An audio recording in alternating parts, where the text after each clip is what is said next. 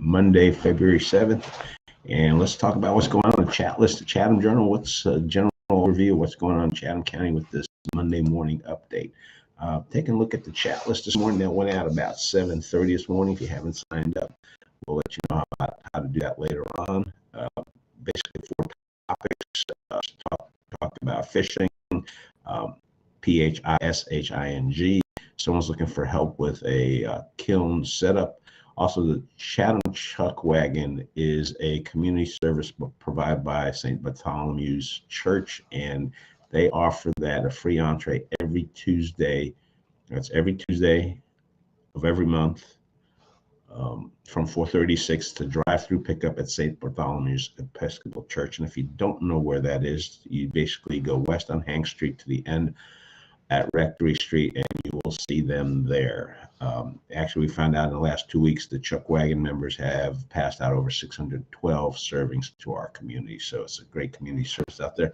Also want to let folks know, went out Saturday morning at the Northwood drive-through where they were giving out N95 masks. Ran into our own Chatham County Health Director, Mike Zellick. We talked a little bit, asked him how to properly put on an N95 mask and how to wear one.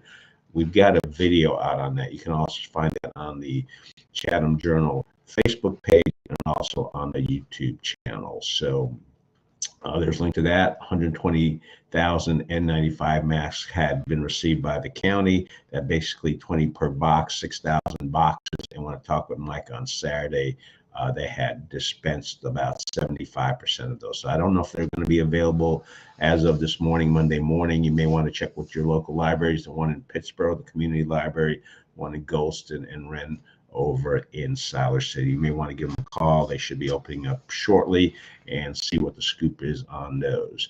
All right, let's take a look at what else is going on here. Northwood got to play North Carolina GBB Academy in basketball. They're supposed to be a pretty decent team. Well, Northwood did very well. We've got an interview with Matt Brown after the win.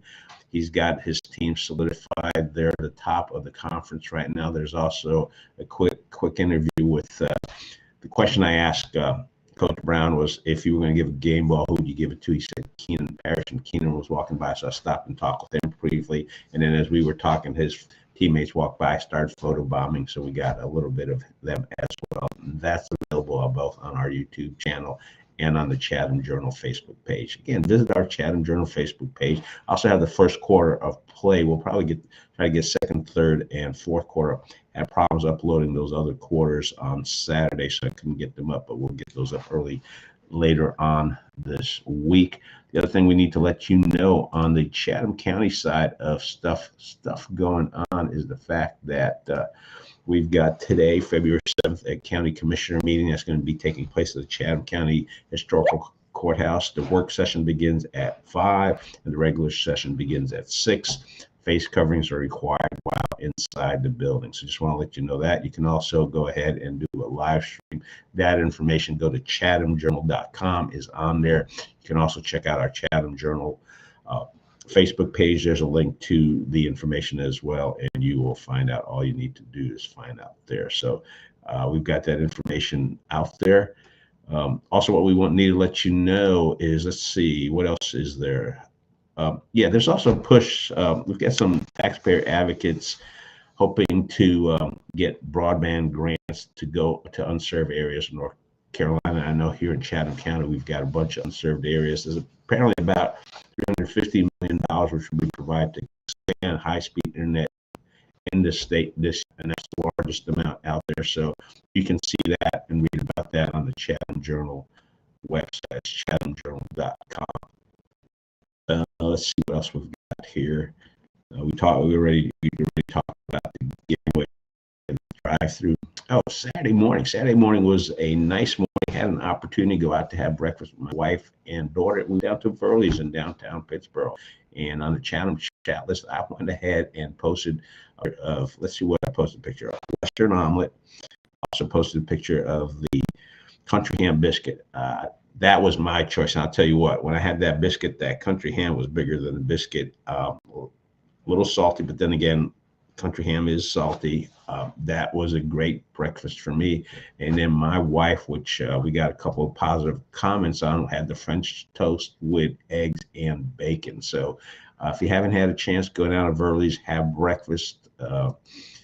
It's a lot of local folks. You'll probably run into somebody you may know. I always do. And we had a whole bunch of views on that.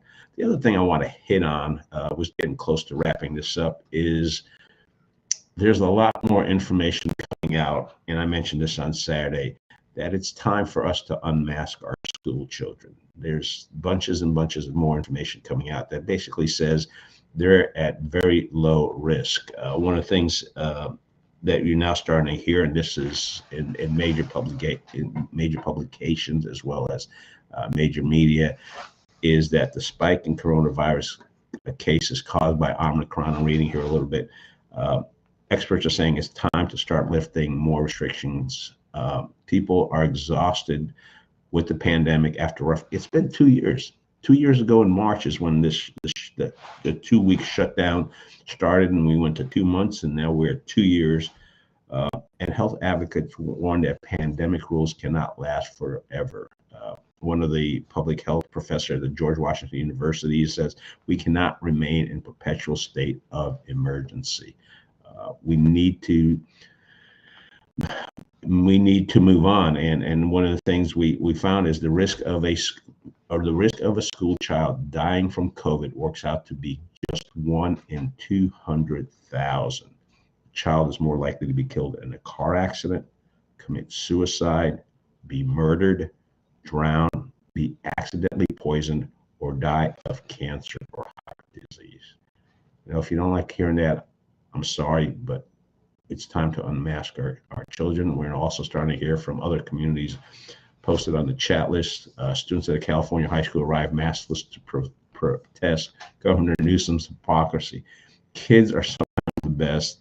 Their rationale was students said they were following Governor Newsom's example after photos showed him maskless at the NFC championship game over the weekend. So folks, don't want to be preachy, but we've gotten to that point. Hey, have a fantastic Monday. It's 34 degrees out there this morning when I took my puppy dog out, and it's a little bit of rain out there, but I hope you have a fantastic rest of the day, have a fantastic rest of the week. And look, we will see you back here tomorrow morning. Gotten good feedback. We will continue to do this. I will try to cut down on the number of uhs I make. We've got several hundred people view this. Our chat list has over 6,100 members, and that chat list, I try to get it out by 8 o'clock every morning.